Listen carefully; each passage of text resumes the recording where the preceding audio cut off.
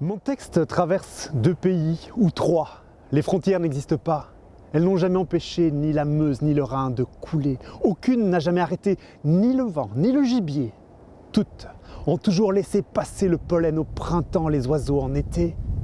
La forêt se trouve aussi sombre d'un côté comme de l'autre. Les troncs s'abattent en travers. La terre se retourne d'une unique manière. Les racines sont les mêmes. Je partage mon passé avec toi. Les langues ne diffèrent pas, les mots ne portent que le peu de pouvoir qu'un humain leur accorde. La différence est infime entre le noir et la terre. La limite inutile entre la houille et le lignite. Le filon raconte souvent une semblable histoire.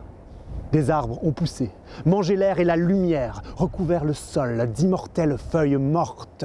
Les vallées se sont creusées, les collines se sont arrondies.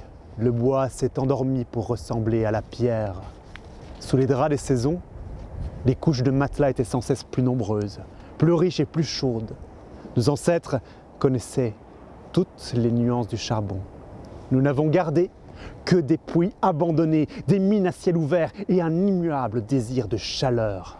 Vite, trop vite, pour nourrir la gueule de nos foyers, nos appétits de consommation, nos centrales électriques.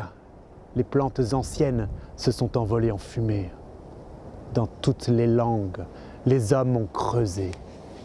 Houille, lignite. Les femmes ont poussé des wagonnets. Steenkool, bruinkool. Les enfants ont ramassé les déchets. Steinkohl, Braunkohl, nos grands-parents ont craché du sang noir.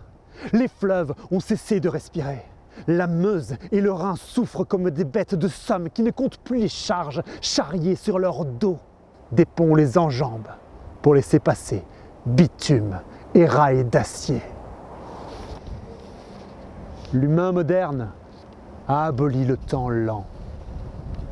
Les hautes futaies ont été remplacées par les cheminées d'usine, les lignes à haute tension et les buildings. Des machines froides ont avalé les collines, les arbres d'aujourd'hui et leurs anciens lits. Le paysage dévasté est parcouru de larges plaies minérales, un patchwork de carreaux gris, la carte d'un territoire inerte. Plus aucun avenir ne s'y écrit. Les dernières palmes d'éoliennes gisent sur les parkings d'autoroutes. Des champs de panneaux solaires terminent de plonger la terre sous les ténèbres. Les grandes grues se sont tues dans un grincement sinistre. L'horizon a disparu. Les humains n'existent plus. Alors, les temps longs reviendront, où de jeunes pousses vertes pourront espérer un jour se transformer en houille, en lignite, en terre noire et porter un autre nom que charbon. Nos arrière-petits-enfants découvriront ces mots abandonnés et les squelettes de nos engins défoncés, comme les fossiles d'un ancien monde impossible, les vestiges d'une civilisation incompréhensible.